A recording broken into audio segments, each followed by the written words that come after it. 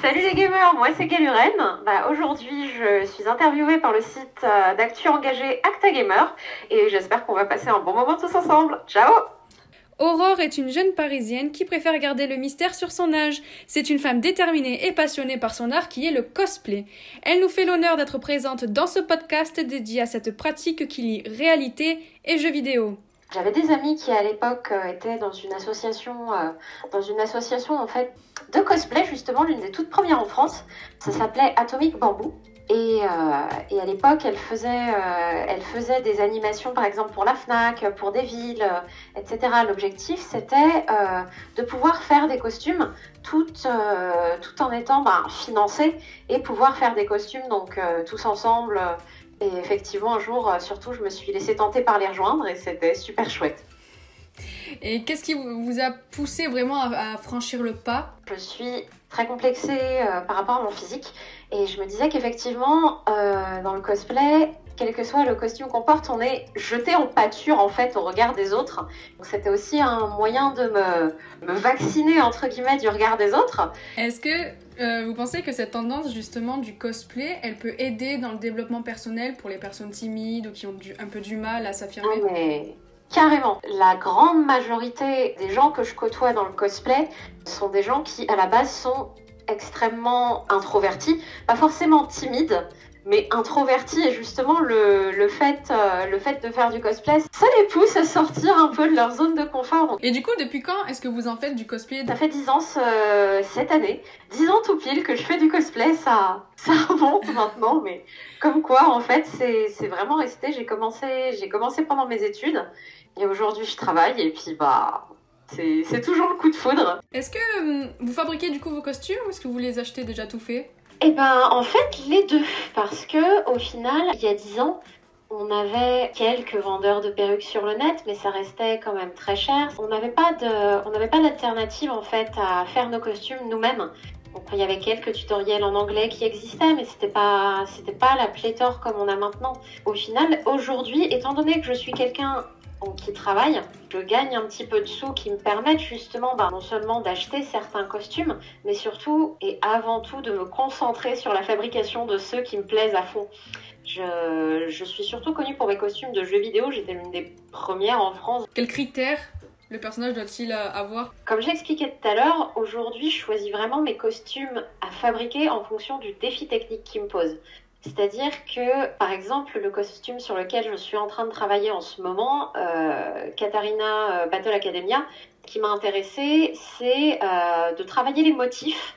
Parce qu'effectivement, elle a un suite avec des motifs à carreaux et ça me plaisait justement d'avoir à travailler les motifs, quelque chose que j'ai vraiment jamais fait dans mes costumes. Et surtout, ce qui m'intéressait, c'était de travailler ces deux lames qui sont lumineuses sur les bords.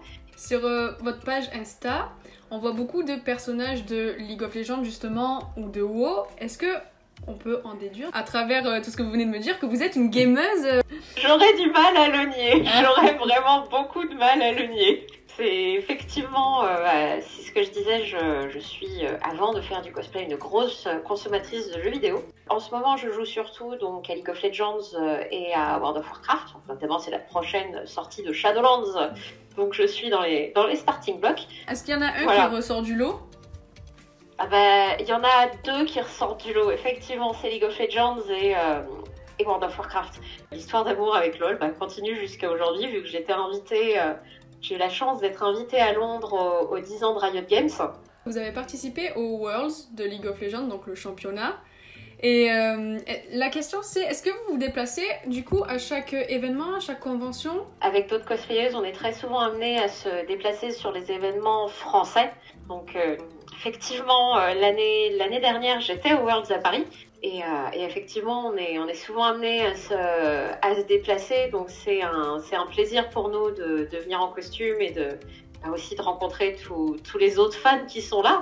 En général, on nous retrouve dans pas mal d'événements League of Legends, même si en tant que cosplayeuse, pour ma part, je sais que je suis assez souvent invitée pour des conventions et je suis surtout jury. Et en dépit de votre statut de jury, est-ce que vous avez participé à des concours? J'ai représenté la France en fait à la première participation de l'International Cosplay League, qui est un concours, comme son nom l'indique, international, dont la finale a lieu à Madrid en septembre. C'était vraiment une fierté aussi de représenter la France. Est-ce que vous pensez que la tendance cosplay elle est en train de s'essouffler? Je dirais au contraire, plus les années passent, et plus je vois de gens faire du cosplay, ne serait-ce que, en convention, des gens qui achètent un costume sur AliExpress, sur eBay, etc., qui rachètent des costumes à des cosplayeuses. Au contraire, j'ai l'impression qu'on n'en a jamais vu autant. En tant que femme, dans cet univers quand même relativement masculin, qui est le gaming et même le cosplay, est-ce que c'est difficile de se faire une place? Je pense que justement, le fait que moi et d'autres personnes, d'autres cosplayers dans le monde qui soient là depuis très longtemps, dans ce paysage de jeux vidéo, on est là presque depuis aussi longtemps que le jeu vidéo existe, je pense qu'effectivement, ça a contribué d'un côté à pérenniser une certaine présence des femmes et des cosplayers et cosplayeuses dans ce milieu. C'est-à-dire que par exemple, des gens que je connais depuis très longtemps, par exemple Sarah Kuligwitz travaille aujourd'hui chez Riot en tant que spécialiste de programme. Michel Missierou travaille également justement chez Riot Games en tant que community spécialiste. Ce sont des cosplayeuses à la base, font beaucoup de choses justement pour les cosplays et aussi les firmes. Donc non seulement Riot, qui effectivement nous a connus depuis très très longtemps, nous les cosplayers, mais aussi d'autres firmes. Je pense par exemple à MiHoYo, la firme qui a lancé Genshin Impact, a vraiment mis le paquet justement pour plaire à la communauté des cosplayers. Parce que on a vu en parallèle du lancement en Europe des Genshin Impact, on a vu énormément de beaux cosplays asiatiques dérivés de ce jeu arriver en Europe. Et je pense que justement, beaucoup de boîtes de jeux vidéo reconnaissent non seulement l'importance du cosplay en termes de communication. Les boîtes s'en sont rendues compte et en tant que femme, effectivement, on est arrivé à une époque où on en voit de plus en plus dans les jeux vidéo, dans les boîtes de jeux vidéo qui travaillent dans les jeux vidéo. Donc je pense que vraiment c'est en train en tout cas de devenir la norme, que les femmes, enfin le fait que les femmes aient tout à fait la place à la fois en tant que actrice de jeux vidéo mais aussi joueuse de jeux vidéo. On va pas dire que les choses ont toujours été roses, hein. Il y a certaines Paris Games Week effectivement qui n'auraient pas été toute seule en mini-jupe ou quoi que ce soit, hein, mais franchement, j'ai l'impression que les choses s'améliorent et j'espère que la prochaine étape, ce sera plus d'inclusivité envers toutes les orientations, toutes les nuances de peau, toutes les cultures différentes. Et ça, je pense que c'est quelque chose sur lequel les grands acteurs du jeu vidéo sont en train de travailler. Vous avez l'air très engagé dans la cause du jeu vidéo et du cosplay, ça sent que vous êtes passionné.